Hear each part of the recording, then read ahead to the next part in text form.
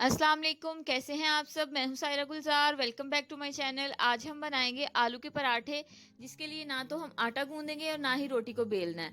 बहुत ही इजी और मज़ेदार हमारा नाश्ता बनेगा। चैनल पर नए हैं, सब्सक्राइब जरूर कीजिएगा। वीडियो अच्छी लगे इसे लाइक करें। तो चलें आज की मज़ेदार रेसिपी स्टार्ट करते हैं।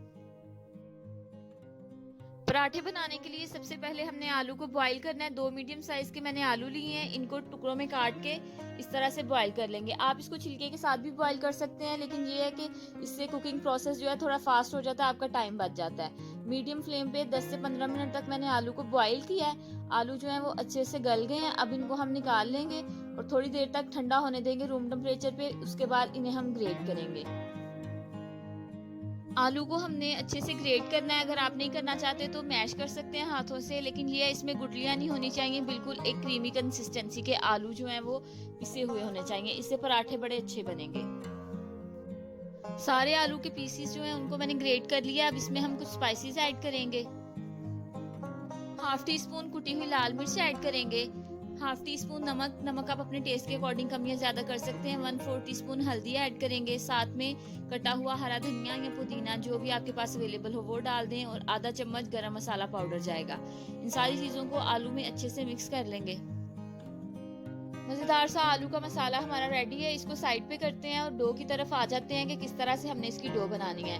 1 कप मैंने गंदम का आटा लिया है। इसमें थोड़ा थोड़ा पानी ऐड करेंगे और एक नॉर्मल कंसिस्टेंसी की डो तैयार कर लेंगे। एकदम से पानी नहीं डालना, वरना ये काफी पतला हो जाएगा, फिर आपको इसमें और आटा शामिल करना पड़ेगा। आप चाहें तो आटा और मैदा दोनों को मिला के भी डो बना सकते हैं।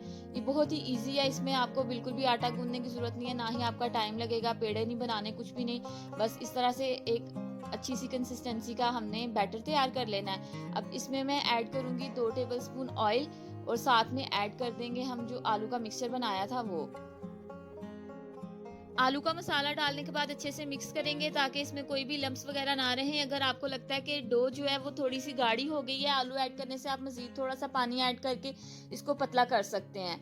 इसको हमने फौरन से पराठे नहीं बना लेने, 10 मिनट तक सेट होने देंगे ताकि आटा अच्छे से फूल जाए और पराठे अच्छे बनेंगे। तकरीबन 10-12 मिनट तक मैंने आटे को सेट होने के लिए रखा था। अब पराठा बनाने का प्रोसेस स्टार्ट करते हैं। एक पैन में हल्का सा ऑयल ऐड करेंगे। बहुत ज़्यादा ऑयल आपने नहीं डालना। ब्रश की मदद से अच्छे से स्प्रेड कर लेंगे। अब किसी भी बड़े चम्मच की मदद से पैन या तवे के आपने सेंटर में इस तरह से बैटर डालना है, और पैन को मूव करके या फिर चम्मच की मदद से हल्का सा इसको स्प्रेड कर लेंगे ताकि इसकी एक बारीक सी लेयर हो। अगर आपको लगता है कि ये थिक है, मूव करने से पतली रोटी की शक्ल में नहीं आया, तो चम्मच से हल्का सा इसको फैला लें। जितना ये बारीक होगा उतना अच्छा इसका पराठा बनेगा।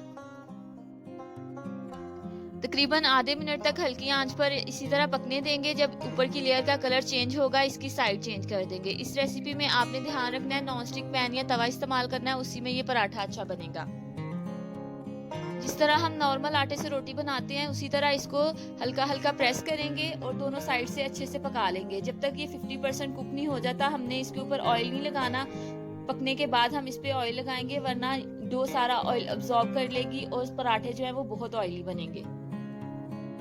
अब इस पर ऑयल या घी लगाएंगे। लिक्विड बैटर से जब भी रोटी या पराठा बनाएं, इसको कुक करने में थोड़ा सा ज्यादा टाइम लगता है। नॉर्मल रोटी से ये 1-1.5 मिनट ज्यादा लेता है। अच्छे से दोनों तरफ से आपने इसको सेक लेना है। आप देख सकते हैं कितना अच्छा सा कलर आया है। पराठा हमारा रेडी है। अब इसको हम अपनी प्लेट में निकालते हैं और इसी तरह दूसरे पराठे जो है वो बना लेंगे। जबरदस्त से आलू के पराठे तैयार हैं। आप इनको दही के साथ या गर्मा गर्म चाय के साथ इंजॉय करें। जो आपको पसंद है उसके साथ इसको खाएं। बहुत ही टेस्टी और आसान है, आपको जरूर पसंद आएंगे। फ्लेवर आप अपने हिसाब से कस्टमाइज कर सकते हैं। आप देखें कितने ये सॉफ्ट बने हैं और बिल्कुल भी ज्यादा टाइम नहीं लगा।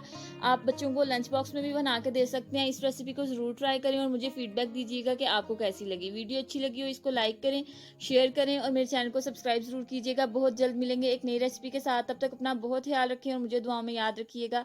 अल्लाह हाफिज।